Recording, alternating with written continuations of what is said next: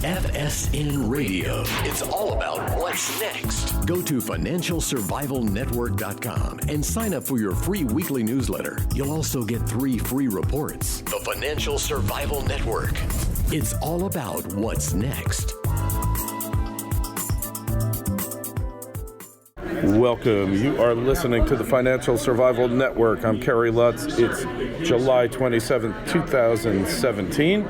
I'm still in Vancouver at the Sprott Resource Show, and Andy Schectman, CEO of Miles Franklin Precious Metals Investments, is with us now.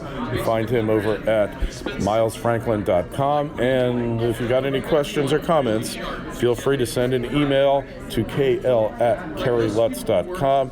So, Andy, welcome back to the show. Kerry, it's always good to be with you, pal. So, you kind of did a major speech and kind of knocked it out of the park. Yeah, it was. It's something that I believe in very strongly. It's topic of misdirection. Was given a book, a client of mine, The Art of War by Sun Tzu. An interesting book that has far-reaching implications, far many more than I would have ever dreamed of reading a book that was penned in the 5th century BC.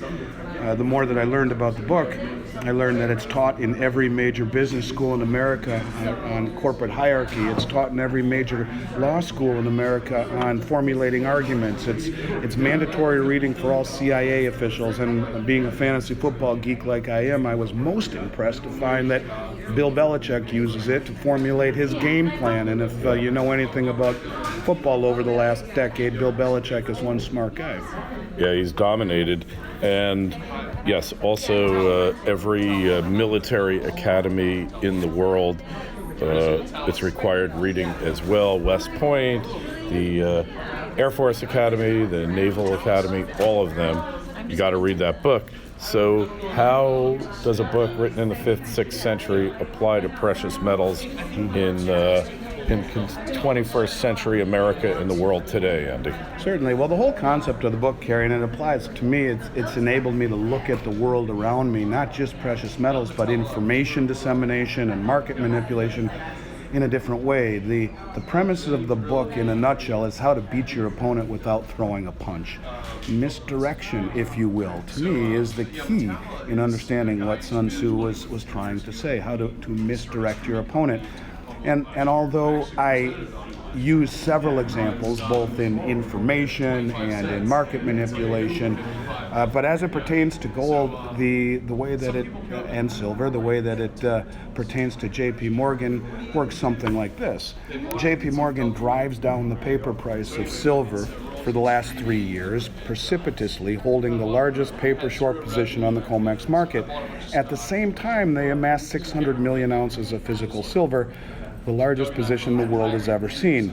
In other words, they misdirected the market by creating a perception of reality using levered futures contracts to drive the price well below where it should be, enabling them not only to create a perception of reality that silver and commodities are bad, but also enabling them to acquire a lion's share of physical silver, both COMEX silver and bars and coins, as Ted Butler surmises, without being noticed. It's classic misdirection. And if I had to guess, Kerry, I think it pertains far more than just to silver and gold. I think you're seeing it happening in all of the world's commodities, the copper, the aluminum, fossil fuels. If I had to guess, and this is only a guess, if I were the U.S. government, I would tell my commercial banks to suppress all of the world's commodities at will with immunity, and allow them to drive the price down and accumulate on behalf of the U.S. government things they would need to move forward. Commercial banks get to keep the proceeds, the U.S. government gets to keep the stockpile. When you take a look at the way the markets behave, in particular the 2:15 a.m. attack time as the London pre-market opens and the 10 a.m. Eastern a key attack time as New York opens or the PM fix in London, the markets get slammed in both cases. Every single time, almost 95% of the time, every single night, markets don't behave that way. Markets are being manipulated for the purpose of accumulating the world's commodities, and the commercial banks are the vehicle for doing so, with immunity granted by the powers that be. Interesting. Yeah, like markets are not predictable. They're not like the railroad that you can set your watch to when the train is going to leave the station. At least in Japan you can anyway. In China, they're supposed to be kind of random events, a lot of them. But when you see things like that, where the price is constantly driven down at particular times of the day, we should also say that today is the third day in a row that gold went up. It's up $1 right now on the after-market trading. It's right around $1,260 the ounce. Silver is right around 1660 something or other.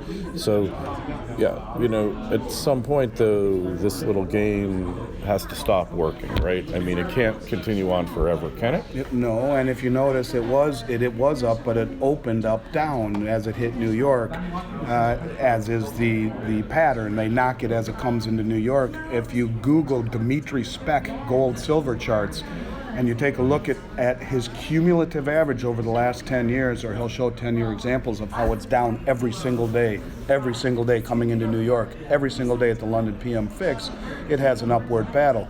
But you're right, things seem to be changing. Where I take, where I'm a little bit more optimistic is in actually the commitment of trader numbers, something I really don't focus on very often. But in looking at them right now, we notice that the short position on the silver short position on COMEX, I believe, is down to 23,000 contracts. That's the lowest level I've ever seen. The commercial banks, the smart money, are paring down their short positions, and the dumb money, the institution money, the funds are going record short.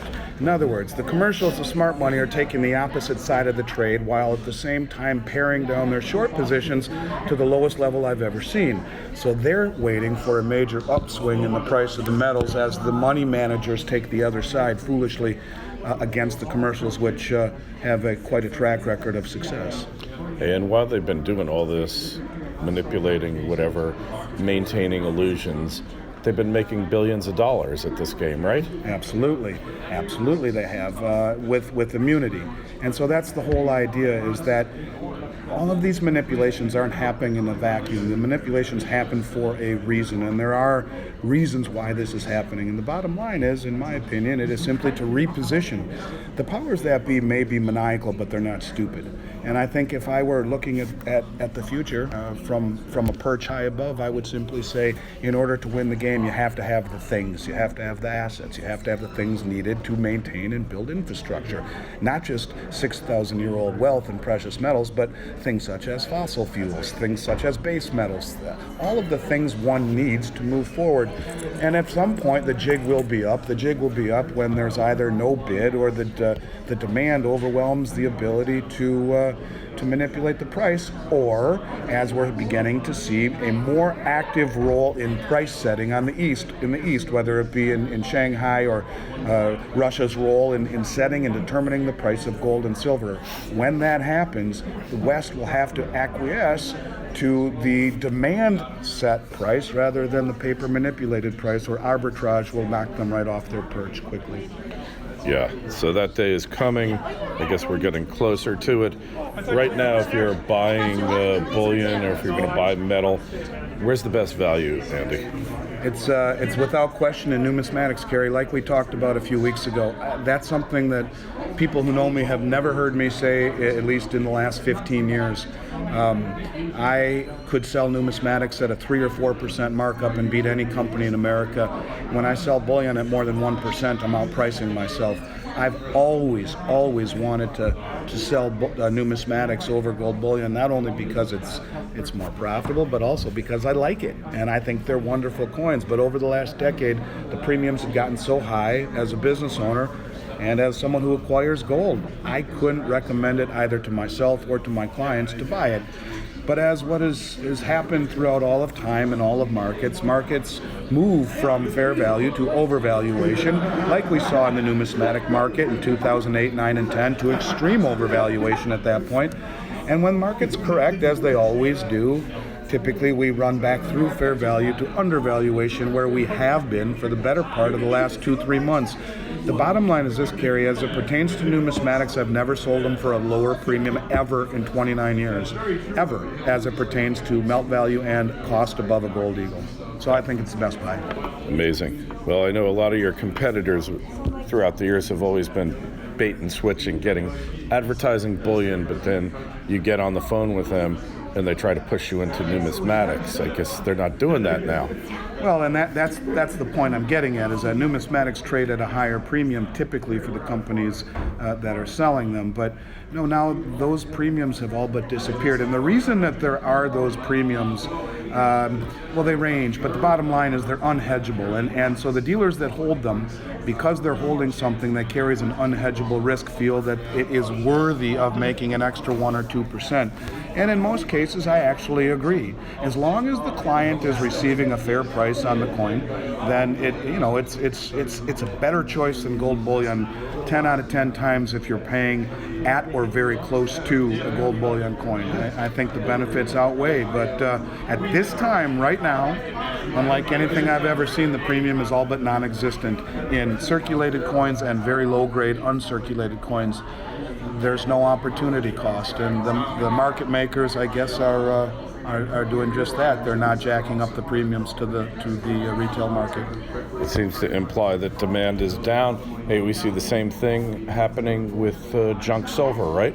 Yeah, same thing. Junk silver, although is beginning to make a little bit of a comeback, junk silver has traded at huge premiums over the last few years. In fact, so much so that for the better part of the last 2 years, I've been telling clients to sell their junk silver in favor of 1 ounce premium coins, because you were actually able to do so and walk away with more silver in premium coins. An anomaly that I had never seen before. It's starting to come back, but you can buy a bag of junk silver for somewhere right around $1 over the price of silver. It was $4 and $5 over the last few years. A real good value with very, very little downside in terms of premium above melt value. We're talking $700 per 12,000. Amazing. You wonder how things get this way. So, hey, if you've got any questions, comments, email me, kl@kerrylutz.com. Andy, best place to reach you? Andy at milesfranklin.com, or my personal number, 1-800-255-1129. And don't forget about our worldwide exclusive with Brinks as it pertains to our safe deposit box, which is privatesafedepositboxes.net. It is a worldwide exclusive on a FACTA and FBAR compliant, non-reportable offshore storage facility in Toronto and in Vancouver, partnered with Brinks. It's one of a kind, nothing like it. Check it out, and any questions, feel free to give us a call. All right, thanks, Andy. And any questions, comments, again, kl@kerrylutz.com. Site is financialsurvivalnetwork.com. Sign up for our newsletter, Twitter feeds @KerryLutz, and the Facebook page is Financial Survival Network. Andy, we'll talk to you again soon. You're the best, Kerry. We love you. Thanks. FSN Radio. It's all about what's next. Go to financialsurvivalnetwork.com and sign up for your free weekly newsletter. You'll also get 3 free reports. The Financial Survival Network. It's all about what's next.